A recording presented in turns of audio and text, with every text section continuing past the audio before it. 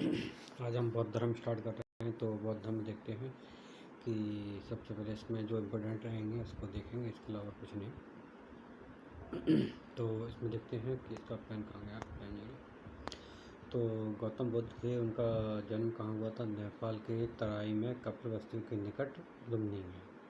कब हुआ था? 563 ईसा पूर्व में हुआ था। ये दे रखा 563 ईसा पूर्व में। इसके अलावा पूछा था इनके पिता का नाम शुद्धोधन था। और इसके अलावा ये शुद्धोधन थे, वो किस गणराज्य से थे? शाह के गणराज्य से थे। इनकी माता का नाम महामाया था, जो कौशल राजवंश से संबंधित थी। कौन से राजवंश से? कौशल राजवंश से। अब इनका जन्म हुआ तो 7 दिन पश्चात इनकी माता का देहांत हो गया, लेकिन इनका जो लालन पोषण था गौतमी प्रजापति ने किया, जो इनकी मौसी थी। अब इनके बचपन का नाम सिद्धार्थ था, और इनकी जो विवाह हुआ था कि एक यशोधरा नाम की कन्या से हुआ था 16 वर्ष की अवस्था में। जो यशोधरा थी, इन्हें बिम्मा, गोपा और मधुकच्छना नाम से भी जाना जाता है। और फिर आगे चल के जो सिद्धार्थ थे इनके पुत्र हुआ राहुल, जिसका नाम राहुल था।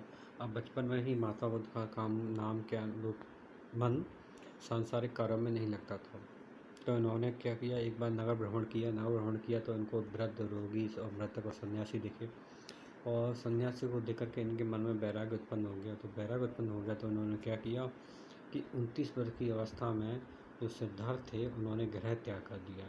जैसे ही गृह त्याग किया तो इस घटना को क्या कहा गया? महाभिनिष्क्रमण।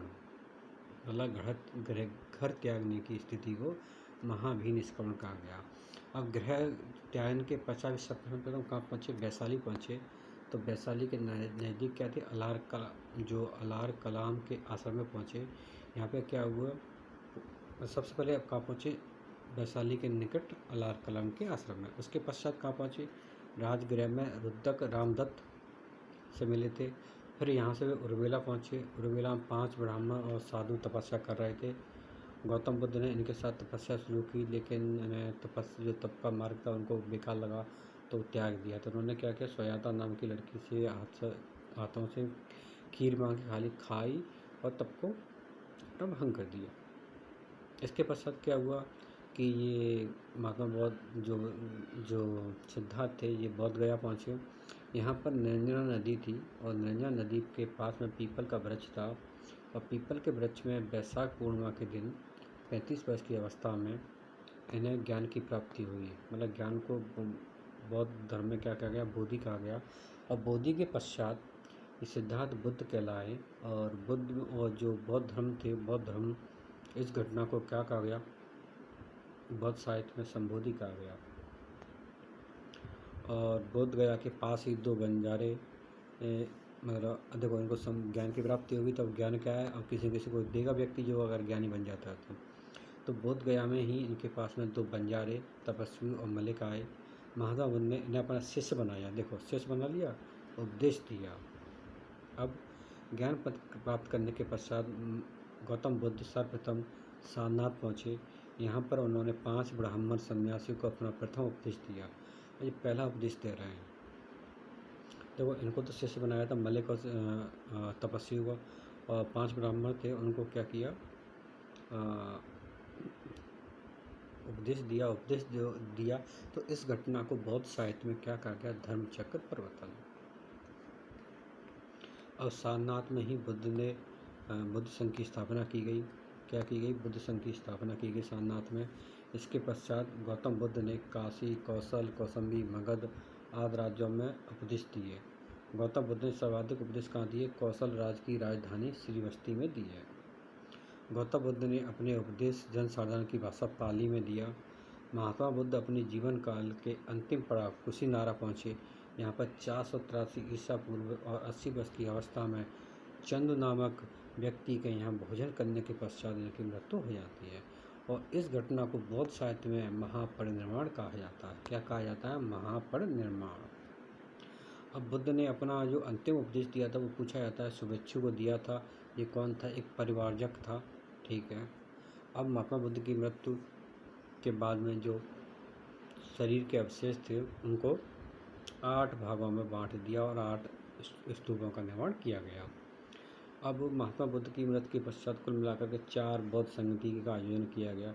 प्रथम बौद्ध संगति तो जो आयोजन की जाती है वो कहाँ की जाती है? 483 ईसा पूर्व में की जाती है, राजगृह में की जाती है और शासक अजातशत्रु था और इसका अध्यक्ष महाकश्यप था। इस संगति में क्या किया गया? सूत्र पिटक और विनय पिटक का संकलन किया गया। सूत्र पिटक आनंद ने बनाया था और विनय किसने बनाया था? उपाली ने बनाया था। और द्वितीय बौद्ध संगति की जाती है 383 ईसा पूर्व में वैशाली में कालाशोक और यहाँ काकवड़ कहते हैं सावक भी इसका अध्यक्ष था। इस समय क्या किया? बौद्ध धर्म दो भागों में बट गया।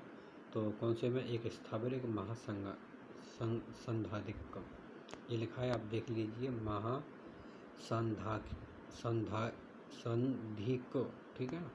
थोड़ा बोलने में प्रोनाउंसिएशन में थोड़ा सही नहीं आ रहा, आप अपने हिसाब से देख लीजिए। तृतीय बौद्ध संगति पाटलिपुत्र मौलिक उत्तिश अशोक, उसका देखो अध्यक्ष तो मौलिक उत्तिश था, लेकिन अशोक राजा था, थोड़ा इधर उधर हो गया, कोई दिक्कत नहीं है। इस समय अब्दम पिदम की रचना की गई और अब देखो दो जो पिटक बनाए गए थे, पहला बनाया गया था विनय को आनंद सुत पिटक और विनय पिटक। विनय को पाली ने बनाया था और सुत को आनंद ने बनाया था। और तथा अब देखो अपनी तीसरी बौद्ध संगति चली थी। संघ में जो मतभेद उसे रोकने के लिए कठोर नियम का उपदेश दिया गया, किसमें? अबधम पिटम में। चौथी संगति की जाती है कुशीनगर कुंडलवन में और कनिष्क इसका शासक था और अध्यक्ष वसुमित्र था और उपाध्यक्ष यश घोष था। इस संगति में बौद्ध धर्म दो संप्रदाय हीनयान और महायान में विभाजित हो गया। बौद्ध धर्म के सिद्धांत। बौद्ध धर्म के देखो क्या क्या सिद्धांत थे? उनके 4 आर्य सिद्धांत थे। दुख समुदाय, दुख निरोध कामनी। और कुछ अष्टांग मार्गों की व्याख्या की जाती है किसके लिए? गामिनी के लिए। क्या अष्टांग मार्ग थे देखते हैं। समय की दृष्टि, संकल्प, वाणी, कर्मांत, आजीवक, व्यायाम, स्मृति, समाधि। महात्मा बुद्ध के अनुसार अष्टांग मार्गों का पालन करने के पश्चात मनुष्य की इच्छा समाप्त हो जाती है और उसे निर्वाण प्राप्त हो जाता है। देखो ये तो अष्टांग मार्ग प्राप्त करने की जीवन है, और तो इसमें जैसा इम्पोर्टेंट क्वेश्चन नहीं है कोई, लेकिन फिर भी इस पर जो महात्मा बुद्ध के लिए निर्वाण प्राप्त करने के लिए महात्मा बुद्ध ने 10 शीलों का जो वर्णन किया है उसको देख लेते हैं। अष्टांग मार्ग देख लीजिए। अष्टांग मार्ग पूछे जाते हैं कौन कौन से अष्टांग मार्ग थे, और जो 4 आर्य सत्य थे पूछे जाते हैं। इसके अलावा और आगे चलते हैं। और ये हैं 10 शील बनाए गए थे, उनमें सत्य, अहिंसा, अस्तेय, व्यभिचार, बचना, शराब से वैसे वरना करना, समय भोजन करना, कौमसैया पैसों से बचना, धन संचय करना, स्त्रियों से दूर रहना, नृत्य गान करना आदि। अब बौद्ध धर्म प्रमुख सिद्धांत प्रतीत उत्पाद है। मतलब प्रतीत उत्पाद क्या होता है? प्रत्येक कारण के पीछे कारण है। महात्मा बुद्ध ने मध्यम मार्ग प्रतिपादन किया कि ना ज़्यादा कठोर ना ज़्यादा मध्यम। बौद्ध धर्म का एक क्षणवाद सिद्धांत है, अनुसरवादी सिद्धांत है और अनात्मवादी, मतलब आत्मा को नहीं मानते, और जो सृष्टि है वो क्षणभंग है और ईश्वर को भी नहीं मानते हैं। इसके अलावा महात्मा बुद्ध ने क्या किया है?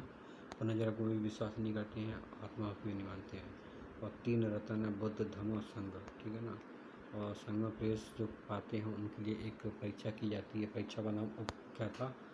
उपसंपदा परीक्षा था, ठीक है ना। और इसके अलावा देख लेते हैं क्या क्या है। और वैसे तो महात्मा बुद्ध के संघ में स्त्रियों को प्रवेश के लिए अनुमति नहीं थी, लेकिन फिर भी एक आपने सुना होगा, एक आम्रपाली थी, आम्रपाली नाम की स्त्री को उसमें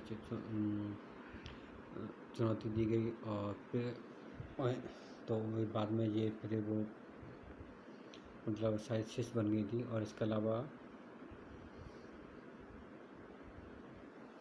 जो इनका प्रिय शिष्य था महात्मा बुद्ध का वो आनंद था, और आनंद ने ही क्या किया, इनको अनुमति दी थी, दिलवाई थी कि इनको आम्रपाली का, मतलब ये आम्रपाली की शिष्य रहेगी है महात्मा बुद्ध की।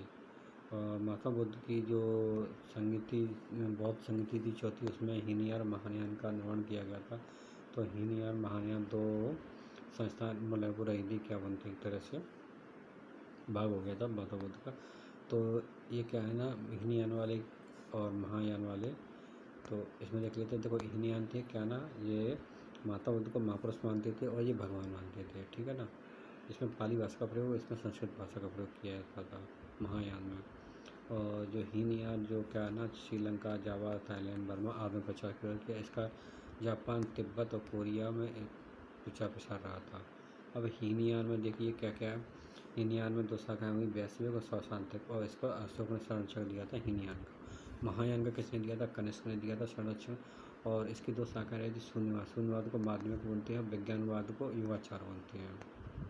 अब इसमें एक शाखा का और विकास हुआ, जैसे जादू, मंत्र, तंत्र मंत्र तोड़ना की आदत से संबंधित थी, बहुत उसका बोलते हैं वज्रयान। वज्रयान क्या है? ये बौद्ध धर्म की शाखा है और इसमें तंत्र मंत्र का उदय हुआ था।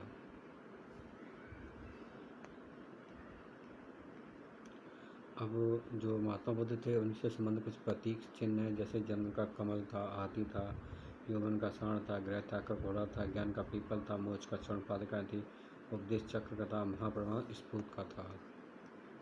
और इसके अलावा प्रमुख केंद्र निम्न हैं, जैसे नालंदा में कुमारगुप्त जो था उसने गुप्त वंश का बौद्ध धर्म का वो संरक्षक था। और इसके अलावा उदंतपुरी जो बिहार में गोपाल था, वो जो पाल वंश का संस्थापक था। विक्रमशिला भागलपुर बिहार में जैसे धर्मपाल था, पाल वंश में वंश जो राजा था।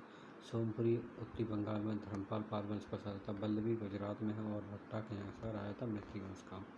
बौद्ध धर्म को संरक्षण देने वाले और भी राजा थे, जिसमें देखें कि कौन कौन से। देखो, बिम्बिसार अजातशत्रु जो मगध के थे, प्रसेनजीत कौशल का था, प्रबोध अवंती का था, अशोक और दशरथ मौर्य वंश के थे, मिरांडा हिंद यूनानी था, कनिष्क कुषाण वंश का था, हर्षवर्धन वर्धन वंश का था, गोपाल धर्मपाल रामपाल के पाल वंश से संबंधित थे।